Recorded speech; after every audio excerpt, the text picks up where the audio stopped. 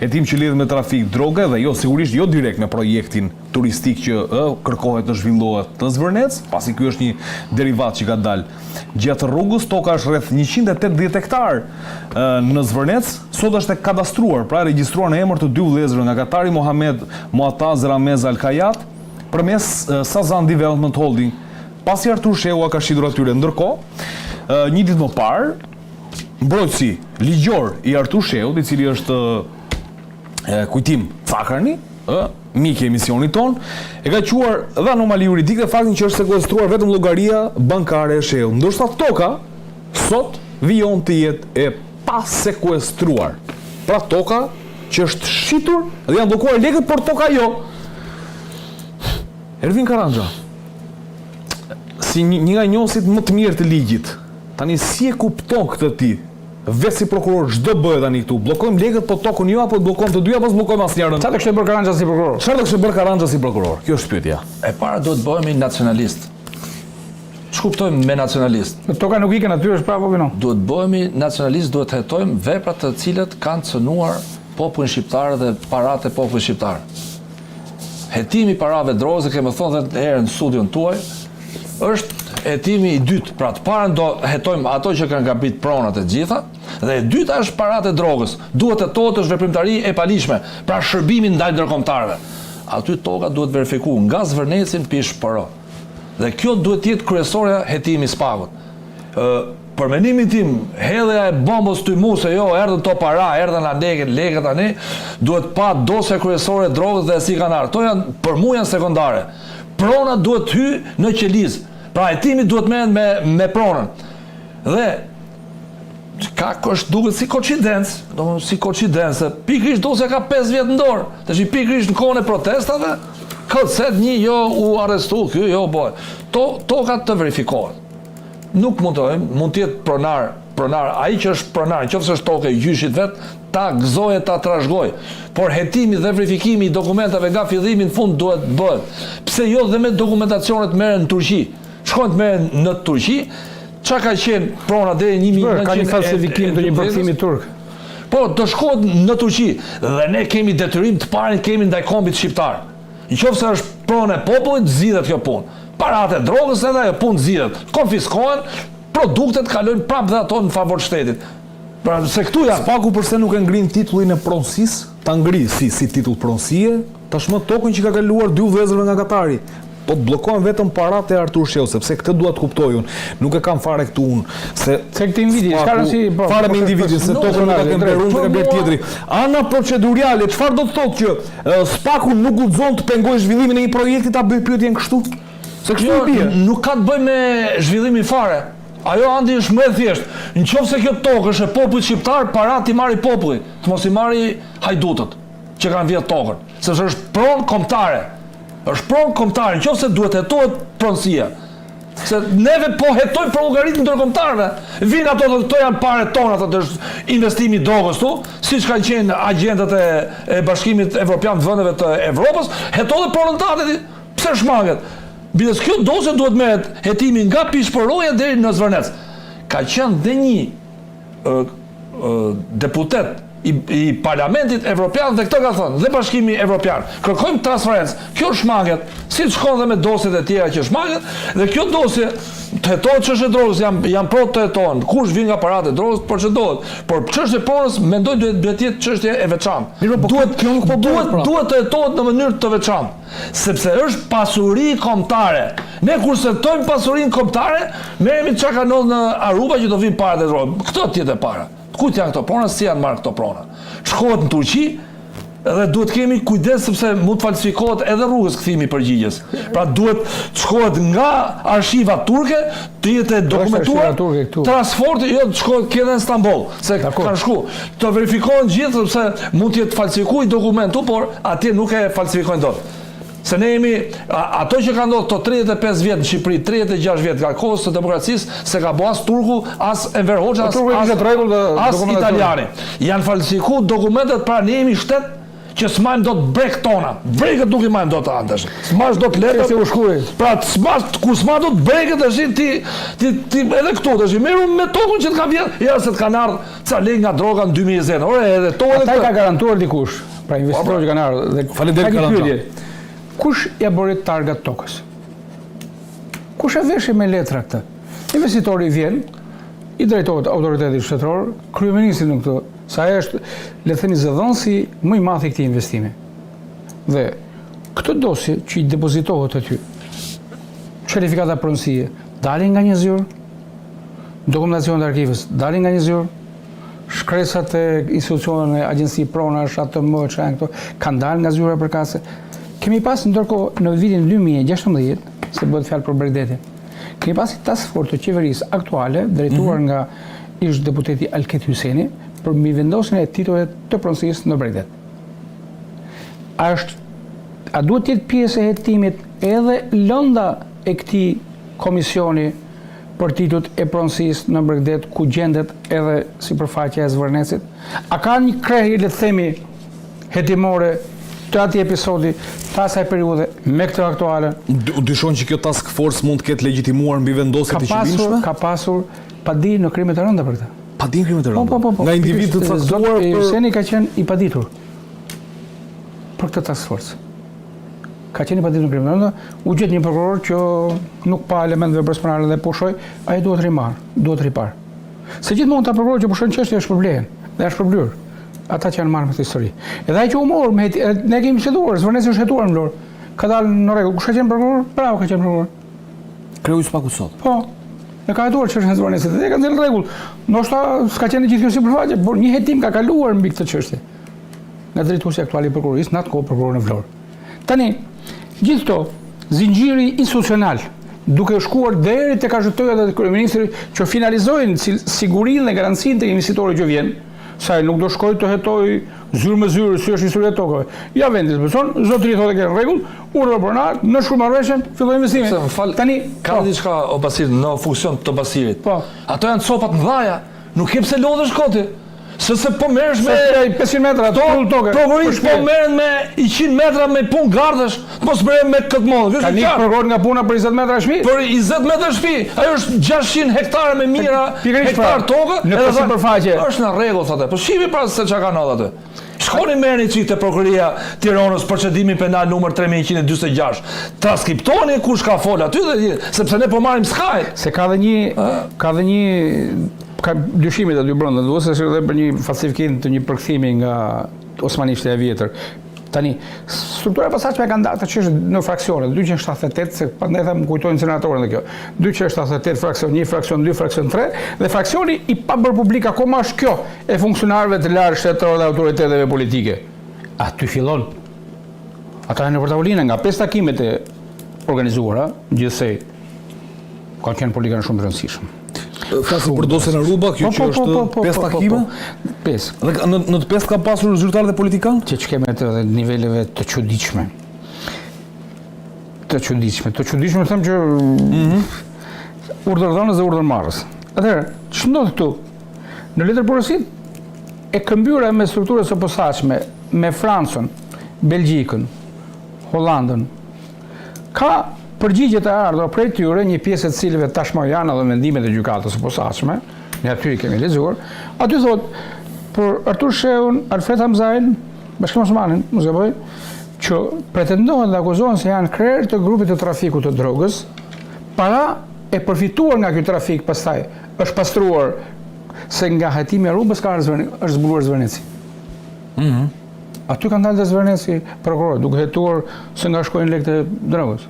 Dhe tani, në përgjigjen zyrtare, njëri nga vendimet duket e kanë faqen 13 dhe 14. Këtë, ku thot, ky grup ka trafikuar tonelata drogë. Kjo është shprehja e shkruar në vendimin e gjykatës. Tonelata drogë. Kur ka trafikuar tonelata drogë, ka marrë dhe paratë e këtyre tonelatave. Se nuk thot u kap, janë kap të tjera. Por thot i ka trafikuar tonelata drogë. Vjen përgjigja nga francezët, belgët, holandezët.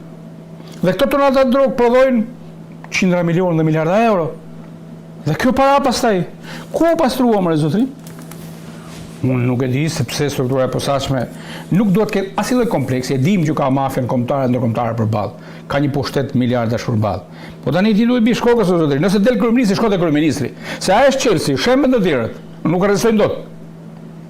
Nëse ti pret që kryeministri të bëhet ish kryeministri dhe ky ta mbaj me dhunë 30 vjet pushtetin, çam duhet më spaku? Shkrijmë që nesër. Ne na duhet rezultati i strukturës posaçme dhe i gjykatës posaçme. Nuk na duhet godina. Fakti që rezultati. Fakti që spak. Ky ngërç, kjo ngadalësi dhe kjo pamundësi veprimi dhe ti mi thua mu këta politikanë po i lëpërën më vonë. Qa, po i lajmëron të largohen? Po i lajmëron të rregullojnë paratë? Po i lajmëron të rregullojnë pasuritë? Ata që takime dinë, ë? Sigurisht që dinë. Ure dimën e tjerë. Dalëm animatorë i kemi listën me emra. Shkret parlamenti po ti hedhi spaku letrat. S'ka nevojë pas lloj proteste. Parlamenti shkon shtëpi. Përse nuk i sekuestron tokat në Zvërnes, këto 2 toka, këto, të ngrit titullin e pronësisë sepse duhet kuptoj një anë procedurale që duhet ta bëjë prokurori. Ai mund të jetë një sekuestër konservative mbase në verifikimin real të titujve të pronësisë. Për me shku tek sekuestrimi thash duhet shkojmë edhe te kjo task force. Duhet shkojmë edhe te zyra të tjera, te arkivi, tek kadastri. Ore, ai mori po të kishte mundësi Rama sillte edhe detin e Vlorës në Tiranë. Pse mori kadastrin e sollën në Tiranë? E mori për të bërë këtë zullum. Po kadastrin e qeverisë të Gysi nga 2024, se në 2024 ka filleset kjo rromuj. 2024. Që në 2024 ku Agazi e mori kadastrin në dorë, pra prandaj është organizatë kriminale kjo dhe themun lidhet Aruba me Akshin në Ballukun lidhen bashkë. Me ndryshimin e statusit e ligjit. Po ligjit strategjike të zonave të mbrojtura. Me një grup deputetësh. 2024, ajo. 2024. Të gjitha këtu lidhen bashkë. Atëherë, si mund ta lësh ti Ramën pa përfshirë në organizatë kriminale? Rama është vetë denoncuar si akuzuar në pjesë të kësaj organizate kriminale, sepse ligjin nuk mund ta kalosh pa Ramën. Vendimet që ka firmosur për ndërtime si e ka emrin aty. Dhe duke firmosur ai për gjithë këto, për ndryshim ligji, për dhënie lejesh, për titull e pronësisë dhe për gjithë këto, unë nuk e di se cili prokuror mbyll vesh dhe sy dhe nuk e përfshin si pjesë të organizatës kriminale kryeministrin e vendit dhe në krye organizatës. Një qartë. Shkurtimisht regjia më kalon me signën se duhet diskutojmë me qenë se jemi tek çështjet e sekuestrimeve të kuptojmë pak çfarë ndodhi me dosjen Aruba, me dosjen ku përfshihet emri Dritan Gjigës, Elti Dizdarit, vlera e pasurive të sekuestruara deri tani, por çfarë ndodh me këto? Sigla. Në bilancin e publikuar nga SPAK për datën 1 janar deri në 15 korrik 2026 janë 183 procedime penale të përfunduara, rreth 65% më shumë krahasuar me vitin e kaluar të së njëjtës periudhë, dhe sekuestro preventive mbi pasuri me vlerë rreth 440 milionë euro në kuadër të 5 procedimeve. Pra në 7 muaj, 2 fishi sekuestrove të gjithë periudhës nga 2020 deri në 2026 që përfshin 220 milionë euro. Aktualisht përfshihen mbi 150.000 metra katror tokë, pyje, 60 vila, apartamente, struktura hoteliere, 10 shoqëri tregtare, 620 llogari bankare, 100 automjete, mjete lundruese dhe SPAK thekson se kjo është sekuestro preventive, pra nuk jemi akoma në kushtet e konfiskimit përfundimtar. Tani, që ta kuptojmë sa vështirë është për SPAK-un, sepse bëjmë një koncept, janë 420 milionë euro cilat janë sekuestruar. Mund të shkohet për të gjitha këto në konfiskim? Jo, nuk mund të shkohet, sepse pasurit do të bëhen hetime, do kryen hetime, sepse vepra penale e pastrimit parave, ne këtë vepra kemi marrë nga perëndimi, dhe ne nuk mund të bëjmë deviacione nga ato që marrim perëndim. Dhe qëllimi i 287 kodit penal, nuk e di se janë këto shkencëtarët e reformës në drejtësi që bëjnë shkencë, ka qëllim parandalus. Ç'kuptohet me qëllim parandalus? Me qëllim parandalus kuptohet që pas ti bën një hetim që mund zgjasë 1 vit, 2 vjet, 3 vjet. Dhe në fund procedohet që ky person konfiskohet pasuria, pra qëllimi është konfiskimi i pasurisë. Por para se të shkosh te konfiskimi, nga sekuestrimi te konfiskimi është shumë larg, është me mijëra kilometra, shumë larg. Prandaj SPAK-u dhe shteti shqiptar duhet të ketë kujdes te administrimi i pasurive të sekuestruara. Shumë kujdes, sepse çfarë ndodh aty? Degradimi i pronës. Për shembull, po e marr shumë thjesht. Ti ke bllokuar një makinë tipi funit, një Ferrari. Po? E bllokon sot e çon në Lundër e matë. Kjo Ferrari po su mirëmbajt për 5 vjet kthehet në barake. Nuk bën më. Pra ti duhet ta mirëmbash. 200-300.000 euro ikin dëm, po. Po ikin dëm. Kemi rastin e Agon Channel. U sekuestruan prona me vlerë mira euro dhe në fund fare mas 150 milionë euro ne. Hongëm gjopën shtetit shqiptar 130 milion euro, 150 bashkë me kamat vonesat, dhe në fund fare, sendet e Agon Qeno u shitën në ankat me vlerë 3.000 euro. Makinë skrapi. Pra ti i shkaktove shtetit 130 milion euro dhe në fund fare morëm 3.000 euro. Që 3.000 euro, aq më tepër që tash që ka radhe kursi euros është me utau. Nga qa po gjëm media këta. Nga po gjëm media këta të korruptumit, 3.000 euro ka një shishe vere. Pra të më dhënë gjitha jo zhurë me madhe, u barës marë dhe polë i mi. Bidës gjysë mi se këta 3.000 euro ka një shishe vere, kam pagu 5% tavolines që pinë. Pra ndaj, duhet kemi shumë kujdes me administrimin. Sepse në qofë se këto pasurit degradojnë dhe njësër mahet pasoje shtetit, atëre është faj shtetit, sepse ne po thellojmë gropën. Dhe qëllimi spaku duhet tjetë, kjo pasurit shkojnë në buxhet shtetit dhe tjetë, dhe spaku vetë tjetë fitin purës, në thojë, se jo fitin purës e shtetit. Bilanci i luftës në korrupsion. Pra ti, u bë reforma drejtësi 400 milion euro. Shpenzime që merren, mbrojtje, BKH-ja, seminaret dhe gjonat e ti këto. Vetëm rrogat. Dhe këto rrogat duhet të jenë të paktën të nxjerrësh, domethënë, të gjithë to që u investu shteti tezi. Por nga raporti o sakut me natë ndryshe. Pra këtu korrupsioni prapa të çfarë fiton ne. Këta shkencëtarët e reformës drejtësi kanë 10 vjet që na hedhin ujë në hava. Jo do bëhet kjo. Fund fare departamenti amerikan i shtetit ka qenë shpulla më e fortë për këta mjeshtra. Ka thonë, zotëri, korrupsioni drejtësi është i pari. Karandra, se shkam dëgjuar një 2 raste unë që u sekuestruan këto pronat, edhe këto grupet kriminale, ka një shkallësi të çuditshme. I marrin prap. I futën njerëzit e tyre aty. Kjo është praktike e zakonshme. Jo, unë mendoj që sekuestrimi është bërë i gabuar. O bëhet sekuestrën të mos lvizi ajo, thjesht është bërë për propagandë. Pra sekuestrimi propagandë. Më mirë të mos ta sekuestrosh. Unë jam për këtë.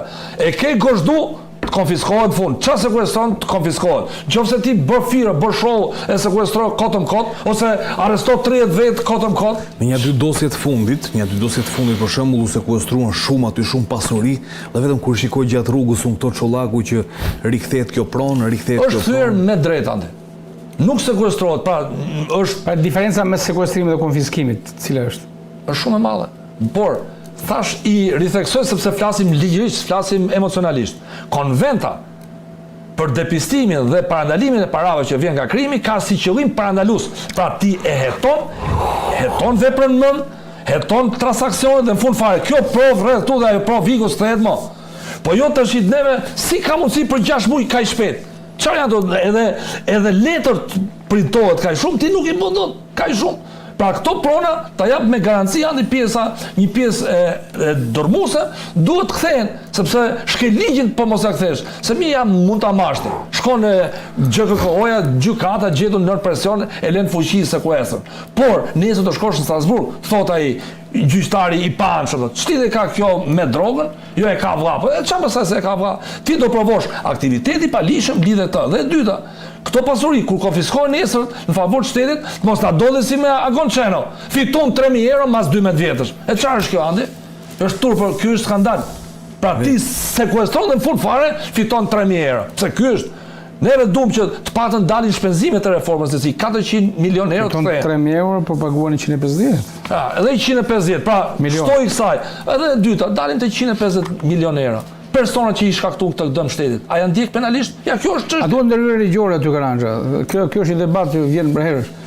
Që shkaktuesi i dëmit nga liçkelja, çfarë përgjegjësie ka me dëmin që nuk e paguan ai pa e paguan të tjerët?